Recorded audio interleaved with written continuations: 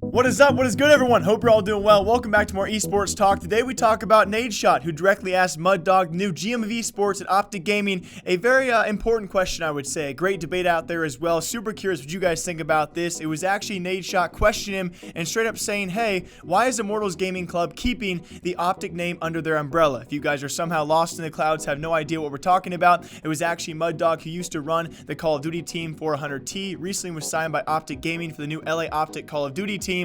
Actually owned by Immortals Gaming Club. They will continue to be the only team in the entire world that will actually have the Optic name around it, that being their Call of Duty team. No other team will ever hold that brand name. Supposedly, Immortals obviously paying a very large price for the League of Legends spot previously owned by Optic Gaming, as well as that brand name alongside it, and some other teams that have since been sold off or are trying to be sold off as well. So when Nadeshot does ask this, I think a super great debate out there as to why they are. Even more importantly as well, for all of you guys who are fans of this, I will link the podcast down below. At 29 minutes, Matt loves to reveal a lot of things out there. He does reveal at least one thing we already knew, that being Hector, of course, left Optic Gaming to be signed as the co-CEO to NRG. He also did reveal, though, something we thought was going to happen, but was not fully confirmed. That being Scump is also not going to be going to LA Optic. Again, we kind of knew this, but a Nadeshot reconfirms that for us all. In my mind, and maybe I'm crazy, and you don't have to comment on this because you work there now, but the way that this is played out with Hector leaving, Scump leaving, and a bunch of... And this still is such a great talking point because obviously the Optic topic will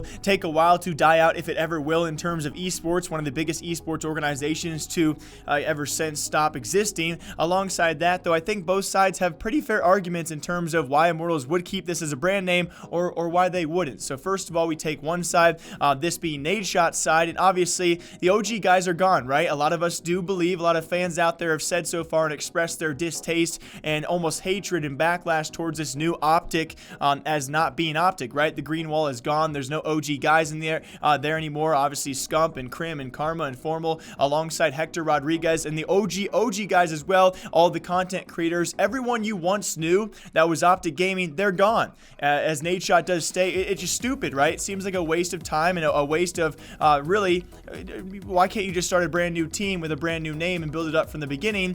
Why waste the time to try and convince fans that you're still Optic even though you possibly aren't? Do you think it would have been smarter with the acquisition that Immortals Gaming Club?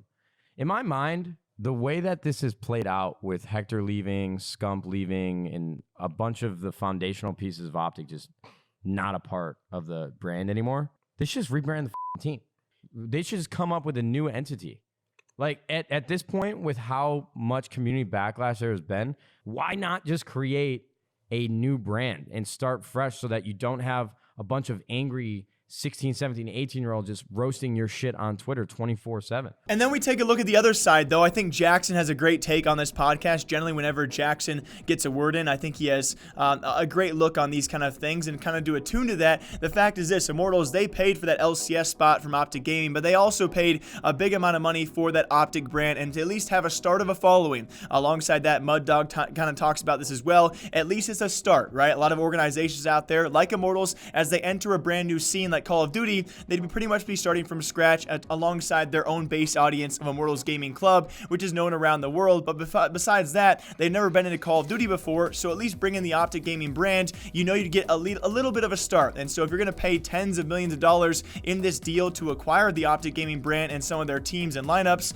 most notably the LCS spot, you might as well use the brand name that has millions of social media followers across all of their platforms. Also, to attribute to that as well, Jackson actually jumps in and makes a great point, and this is actually compared to traditional esports out there, traditional sports, I should say, in comparison to esports. Traditional sports organizations out there that make big changes, they relatively retain a lot of their viewership out there, right? If a team makes a big player change, you're probably going to stick it out with that team unless you were cheering for that individual player every time in esports. NFL, NBA, MLB, we see player trades, big player trades all the time, and generally they keep a lot of their audience. So that was Jackson's point about this, why Immortals would be keeping the Optic Gaming name under their brand and for Call of Duty. And I'm probably somewhere in between. But I do think it's interesting that, one, every team has to rebrand or start a new brand for the most part. And starting with a brand that already exists, even if there's this conversation around it, is an interesting opportunity at the very least. And I think that's probably one of the things they're thinking about. They could be the LA Optic, or they could be the LA Random Word. Then you're starting completely from scratch,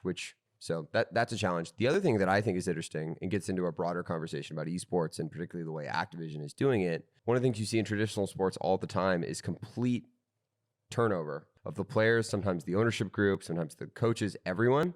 And the Yankees are still the Yankees. The Lakers are still the Lakers. The Clippers are still the Clippers, despite the Clippers looking completely different under Ballmer and now Kawhi and this new team. And I guess I could say one counter argument to that point as well would be the fact is this: Optic was a huge team, and this rebrand, this restructuring was gigantic. He does also make further notes about that, but if you guys want to watch it, I'll link it down below for all of you. So he does know, obviously, this is not just some small change. You're not losing LeBron here. You're not losing, let's say, a Tom Brady if that were ever to happen for the Patriots. This is an entire restructuring of Optic, and they are nowhere near what they once were. You lose Hex, you lose all of the OG guys, you lose all of the content creators. So obviously, to kind of negate his point, it's going to be tough to have a transition of that entire audience, and this will definitely be a certain future video for all of us once we actually do solidify what Mud Dog's powerful roster could be. I'm not going to doubt that guy. He can certainly build a roster. He's already proven it once. He knows his Call of Duty players as well with what that 100 Thieves lineup did. I don't doubt the guy in terms of building a lineup. In terms of building back the green wall, though,